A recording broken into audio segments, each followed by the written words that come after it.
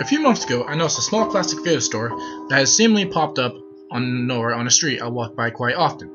I'm always on the lookout for older, hard-to-find games, so naturally I went inside. It was a very small shop about the size of a bedroom, with wooden walls that were bare except for several video game posters on them. The posters looked like the kind you got in issues of Nintendo Power, but they weren't exact matches. There was an Earthbound poster of a frightened-looking Ness staring at the background that shows up when you fight Gygas, a poster of Sonic in a drowning position in a very dark underwater city, and several others.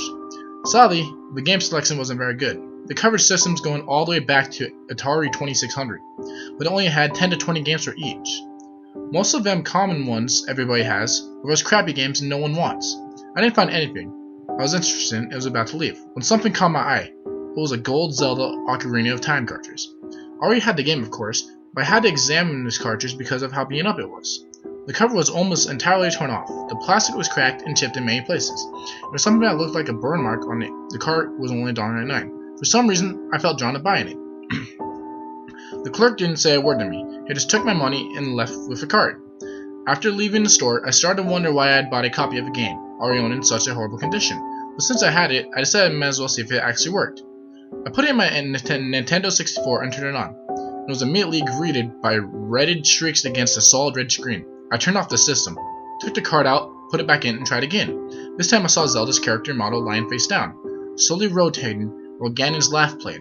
I tried once more, and actually got the intro screen this time, but I couldn't get the game to respond to the controller, and a slowed down version of Hyrule's Castle Town music was playing. Cartridges were capable of some rather odd effects when they were broke or tampered with while a system was turned on. I had heard about cart tilting with Nintendo 64 games, and since I was going to be able to play my new cart, I decided I might as well try messing with it. I put the game in one more time, getting some glitchy character models while what sounded like cymbals clashing repeatedly. I started bending the cart, and to my amazement, this actually made the game start the intro screen with normal music, and my controller was working. Two of the files already had saves on them, so I selected the third and started the game. The game started with Deku's tree monologue, but the text was different. Death is the only thing this cursed land is good for, but only Goddess created life only to toy with it, and laugh at the pain of those they gave it to. I wish for death. The last sentence repeated itself several times, filling up 6 text bubbles with it being said over and over. The game finally switched to Link, having his nightmare, happened pretty much like the normal game, but Ganon had Zelda's face. Link woke up, there was no navy. He simply screamed as he awoke from his nightmare and got up on his own. I had control of him and went to Kokiri Village. There's no other characters there. I couldn't go into the houses, and the hole you crawl through to get the sword was missing. Since Mata wasn't there, I simply went to Deku Tree. No cinema happened, but the dungeon was open, so I went inside. The dungeon looked nothing like the one in the game. It looked like the inside of a castle.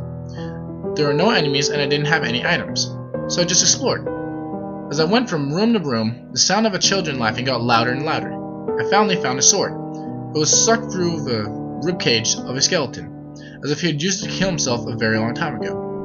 I picked it up, and the item text said, "You got the hero's sword. We'd be wise enough to use it for the right purpose." At that point, the Majora's Mask-style Wizrobe appeared, the old mankind. He didn't move as fast as the ones do in MM, and I was able to kill him with the sword. He slumped over instead of exploding or fading like you'd ever expect a Zelda enemy to do, and said, "You have taken my life, but I will be avenged. My pet will deliver my vengeance." The doors to the room locked, and I heard growling and the sound of heavy feet running. This went on for at least 20 minutes. I was getting scared, more frightened than I should be for a video game character. Finally, a gigantic wolf enemy burst into the room. I tried to fight, but my sword had no effect, and he mauled Link to death, leaving a bloody curse behind. The game froze on a shot of Link's corpse. There's no game over screen. I tried to play the game again, but no matter what I did to the cart, it would never display anything besides that final shot of Link's death.